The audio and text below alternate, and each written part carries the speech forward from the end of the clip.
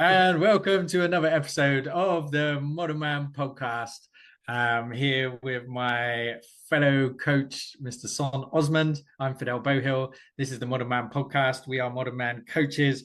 And today we are just going to be diving in a little bit about what we mean by modern men. We're going to take a look at what modern masculinity looks like from our possibly different perspectives. And the place in which masculinity sits in a modern environment, right? And what it means and some of the different projections. We can probably talk about toxic masculinity and that kind of concept. There's a kind of big debate going on about that it doesn't exist, that there's no such thing. So we'll dive in there a little bit with our kind of tuppence on that subject. I'm sure the nice guy stuff is going to be very present. Try not to let my flood in there too much, my nice guy behaviour, and get it right. That's quite exciting to get into that because I think many guys, as Dr. Glover says, can relate to that one. For sure. So how would you describe, what's your idea of the modern man? The modern man. What does it mean to you, John? It's a big sphere. The modern man, he can talk about his feelings. He is a better communicator. He in his relationships where he goes into his work and with his relationships with family and friends, he can communicate. So it's a real big thing, which I think I think it's something that I struggled with definitely in the past. A modern man, he's definitely that's the biggest thing that I think I go straight to. Is in touch with his feelings, which I think if we go back generations to our maybe my dad, not so much, not so bad, but if I go back to my grandparents, I don't think you get. I think they're a bit more of a closed book from that time. So I think it's been from where we are now. I think that's where we're seeing a big change in guys opening up, embracing the both sides of their femininity, embracing that as well as their like masculinity, understanding that it's okay to embrace both and the positivity in both. The modern man, learning his place with in the modern world with like the change with feminism. And that's like a whole big thing that I think women are working out as much as men. And so that's exciting. That's ongoing. That's like, we're in the middle of that, and that's going to be like obviously a big change in the time we're at. So being open-minded and accepting we're at a time of change, and leaning into like support, help, and be open to being having help and looking out for each other. Nice. I like it.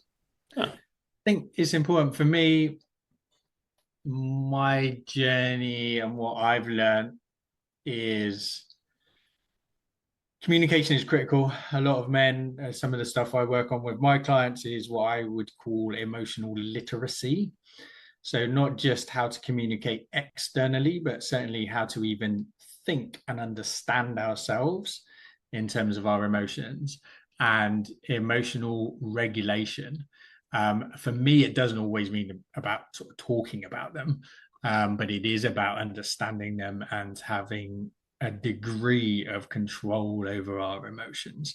Because unless we understand them, unless we have the language around them, we are at the mercy of our emotions, and that can be a dangerous place because we live in an emotionally triggering world nowadays, and our people are vying to trigger our emotions and get us to make emotional decisions and kick us out of our rationality, and that can happen very easily unless we have a really high level of self-awareness. So for me, that's a kind of key part to being that modern man. For me is about emotional literacy and emotional can I jump in? That's a really interesting thing to think that generation to generation, like I picked up on the whole lot my dad, my granddad thing, and like how that's evolved through generations, because as like we're in this faster paced world now, this digital world, the change of roles of like women, you know, which is amazing. And so it's completely different now to be a modern man. Maybe I'm opening up too big to want to go to what was a modern man like 80 years ago. But to be, obviously we're working in, like, the idea is we do work in today's world. But yeah, there's obviously something that's been evolving the whole way through. Men always having to adapt and to yeah, like what I was saying and what you've gone on to as well, like being able to communicate feelings internally and externally.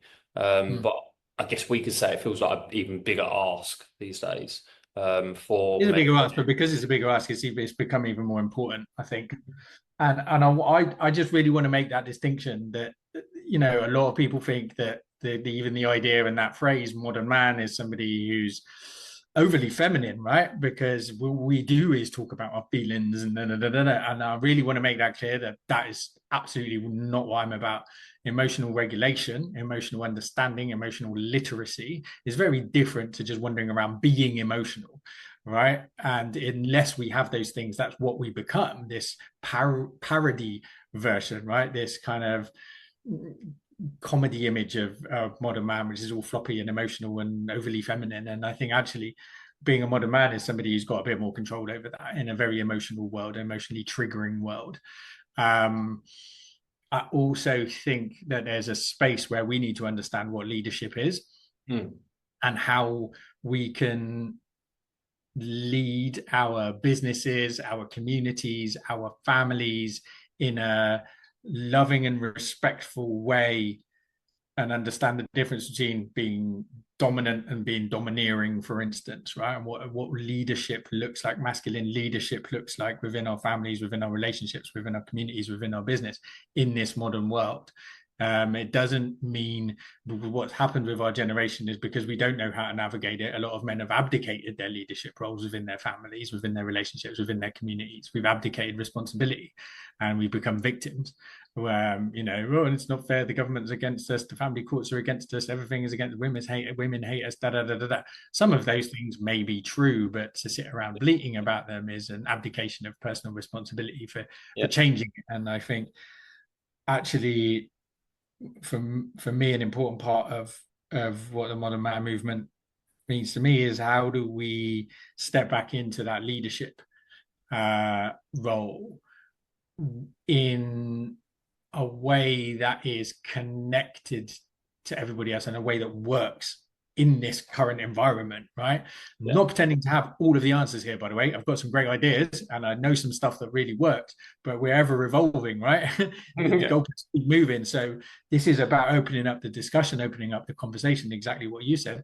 One of the other keys to being a modern man, right, is to be open, right, with Mm. humility, to not be a closed book, to not just go, this is the way it is. I mean, there's a lot of men that just want to go backwards. Well, things have changed so much. I just want to go back. We've become that generation. We've become our older dads and stuff like that, you know, Yeah. and we Yeah. were, no, Dad, what you want about?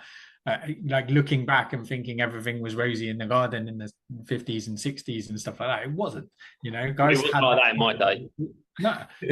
No, we still had shit. Things weren't better.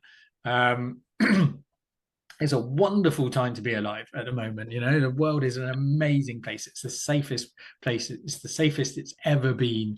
It's the most, you know, financially viable world, opportunistic time we've Wow. ever had. Right, technology at our fingertips and everything else like that. If we can engage in it in a really healthy and positive way, we've Mm. just got some wonderful things to explore. You know, the connectivity that we've got through social media and internet and everything Mm. else like that, information that we have access to is like nothing ever before in history. It's a fantastic time to be alive. The only thing we can control and take responsibility for is how we interact with it, right? So that personal responsibility is critical for me as well. And a really key part is shifting away from victim, shifting Mm. away from powerlessness and Mm. moaning and bleating and complaining about stuff, and realizing, right, how can I take radical responsibility for myself and how I interact in the world and how I use all of this stuff and my own assets for the greater good and the good of my family and myself and the people around me in my community. Mm. Yeah. Wow. Yeah, really good. Yeah, for sure. I think like opening yourself up to change and moving with the times is a modern man, and yeah, not just settling for, like you say, getting stuck in their ways and being like, no, same old, moaning and not doing anything about it. Taking your responsibility for opening up for change and yeah, and not being one, yeah, to be, and that's part of the toxicity I think within some, just maybe within just being a human being. Yeah, of just yeah, not being open to change, and just being yeah, being very close-minded about actually we're in a freaking great place, and Yeah. yeah, all right, if you keep it to yourself, you know, What a um, ridiculous notion to not want to change. You haven't got any choice. You're changing. Like life is changing, the world yeah, is changing. Like trying to resist that is just yeah. bashing your head against a brick wall. So I yeah, guess pretty, because it happens so slowly, like just in normal life, you don't really notice it, but really you're changing all the time. Mhm. And big changes are more scary, voluntary ones, and I guess it involves risk, facing your fears, and all that. So people, I mean, we're creature, what's it? Creature featuring comfort. Or Yeah. We if like our comfort just zones yeah, for we like sure. happens right to be safe, don't we? Yeah, We like to be safe. yeah, we like to be safe. So we're gonna like if we can, we'll avoid the scary stuff. But you know, that's generally where the good stuff is. So um, yeah, maybe by us sharing our own experiences and a little bit more, show that it doesn't have to be scary, and it doesn't mean it all goes wrong either. No. So I think so. One aspect of sort of modern masculinity and stuff is how we interact with the world, and how we show up as leaders, and how second part is how we connect with ourselves and have a new level of self-awareness and emotional literacy and everything else like that. I think another piece of the puzzle is how we connect and interact with women in the world, and that doesn't matter whether you're gay or straight or bisexual or transgender or whatever. I think as a man, the way that we at a societal level and an individual level, men and women are becoming more and more kind of divided, which is really, really sad. And I think we're kind of being pitted against each other. And because women have been involved with the feminist movement and because they're generally more connected with personal development and therapy and all of those sort of things, they're a few steps ahead of us. And so they have naturally become the leaders, right? They become the leaders, that they're becoming more and more leading in the entrepreneurial world and in the business world. They're more educated than men now. The generations that are coming behind us, there's more of them with degrees than there are men. There's female millionaires are one of the fastest growing groups, economic groups in the country. Um, we're getting left behind, and so we've the way that men and women interact with each other has changed, and I think it's really important that what's the phrase I use? I think men are always trying to figure out women as if they're a problem to be solved, but the problem that we really need to solve, or the only solution is we need to understand ourselves in relation to women. That is a Mm, far more worthy uh, kind of cool. quest, Mm, right? To understand ourselves in relation to women than actually trying to unpick and understand women in and of themselves. So for me, that's what another really important element of what I consider to be a modern man is a guy who knows how to interact with women in a healthy way that works for him and for them, and not a non-divisive way, to not see women as the enemy but to see ourselves in partnership and mm. understand how to still lead. Even if your wife or partner or potential mate or whatever is earning more money than you, how do we still lead in a relationship without having all of the power, I right? think we could do a podcast on that subject on its own. We're definitely going to. We're definitely going to. I think we're going to break all of these down and have longer discussions on them. Sure. But I think for this episode, I just wanted to kind of paint a little picture of what we're about, really, and what our concept of the modern man is. Let's talk a little bit about toxic masculinity, Son, because obviously those two words are fairly synonymous with each other. We have masculinity, and then first spring to Yeah. mind these days is that toxic masculinity. There's a lot of rumblings about Yeah. that. I think there's, What's your take on the I phrase? mean, I think there's confusion and toxicity around even the term. Definitely confusion. It sounds, I mean, it sounds good, and people, I think, jump to it in the same way people jump to, like, I think terms like narcissism, and to like use these big like fancy, terms that coin people with. But I think, for me, when I think of toxicity within men, is, I think that there's certain sort of characters, in my opinion, yeah, like the likes of Andrew Tate out there, those ones that are leading men in the wrong direction. Um, yeah, Oh, you're going to set a fire with that one, mate. let's go for it. All publicity is good publicity. Um, yeah. I'll pass it back to you. What would you say is? So yeah, I think it's an interesting conversation that I've had quite a few times. I'm not on board with the new wave of men who just say there's no such thing as toxic masculinity. I think that's a nonsense as well. I think there is. I mean, you can call it something else if you want to, um, but we all know what it means, right? Yeah, There's masculinity, there's femininity, there's dark and there's light, yeah, right? Where there is positive masculinity, there must also be yeah. less positive masculinity or negative masculinity, or whatever you want to call it. Mm. And that's, like I said, the difference between domineering and dominance, right?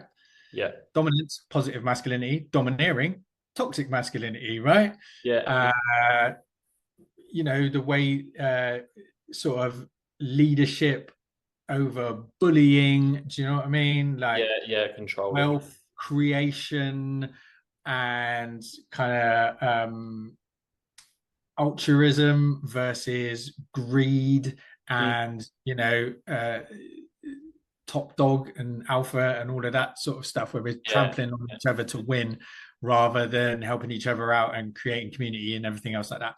yeah. So there is a dark side, a shadow version of the energy of masculinity and what it is. Of course there is. And I think just being in denial and pretending it feels quite childish to me. It Mm. feels like, you can't call me that. No, you're being nasty to me. You're being mean to me. It sounds like that almost feels like toxic masculinity to me. Yeah. Or actually, when men aren't very good, unless they're doing it consciously, we do femininity really badly, right? Mm. And that to me feels a little bit toxic feminine, Mm. we just start turning into little bitches, man, and moaning about Yeah. you can't call us that, you're just being mean to us, you can't call men that. That's the energy that I get from that conversation. It's like, nah, man, you know what? Let's take some responsibility for this. There are men out there doing shit Mm. things and doing it in a way that is a version of masculinity, and it's warped. And we can call it toxic, or you can call it shadow, or you can call it whatever you want. But there are specific masculine traits, mainly because they're driven by and created by testosterone. So they include Mm. things like anger and that's said, like domineering, and it's physical, or Mm. exerting power, Mm. right? All of those things are driven by testosterone, which for me is masculine. You've got feminine as well, and Mm. this is, I guess, my other point is there is such a thing then as toxic femininity. Of course, there is. It doesn't get Mm. talked about as much, but I'll talk about it. Yeah, Toxic sure. femininity, right? It's the difference between inspiration and manipulation, Mm. right? Femininity is about, whereas a man, testosterone driven, will be domineering, right? Bullying, physical, overbearing, all of that sort of stuff.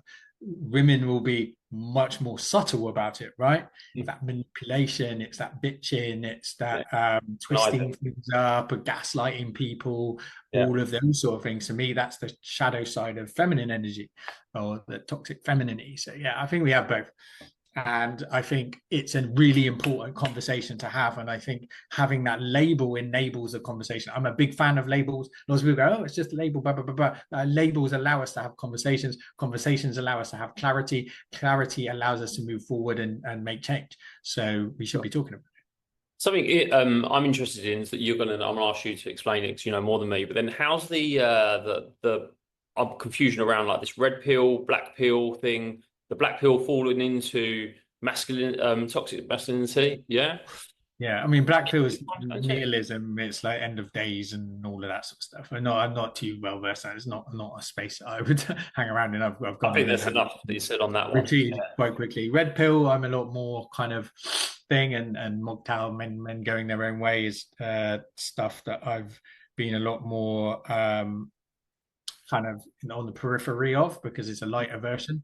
But a lot of men come from that environment and come into ours because they're Mm. like, I realize that it is quite toxic and it's not very healthy. Because Yeah. for me, a lot of it, people say it's the truth, and it's the way. It just feels like a bit of a bitchy backlash to me. Mm. Um, a lot of it feels a very victimy. It's all a bit moany and whingy. Yeah. Uh, for me, and it's not very loving, it's not very empowering, it's Mm. not very thing. It has its place. Certainly men going their own way can be a really useful first step because there are some great tools within that community, some great conversations that get started in there, and there are a lot of guys in there that mean well. There are also, as anywhere, a lot of people that Okay. don't, they're in it to make a lot of money out of vulnerable guys. Mm. um so yeah, Okay. Yeah. take So what's useful, forget what's not. that explains it quite well. Yeah. Okay. So it's like it can be a segue to doing work, but it also could be a segue to going the wrong way. Right. Yeah, it's yeah, good one to maybe learn a little bit more about the useful tools in there as part of your journey. Hmm. Sure. And I think for a lot of men, it is. It's where they end up first when they've been hurt by women or wherever, or they've been trawled through the divorce courts, and they've lost access to their kids and they've maybe had false allegations made against them and all this horrific stuff that happens to men. I'm not in denial of any of that, right? That is real shit. Been through it, work with guys through it, friends been through it. There's stuff that is stacked against us and there's systems that do not work. And are very unhelpful to men and their mental and emotional health, 100%. And I get that when you were in that place, seeing another group of guys going in there and talking about it can feel like you finally found your home. But just be careful of how long you stay in there, guys. I guess that's my warning about the sort of that red pill environment. Use it as, like I said, it can be that first step where you realize you're not alone, right? Yeah. And there are other guys. There is that thing. There's power in brotherhood, but just make sure you're around people that are actually trying to lift you up and get you out of that space rather than keep you stuck in Yeah. it.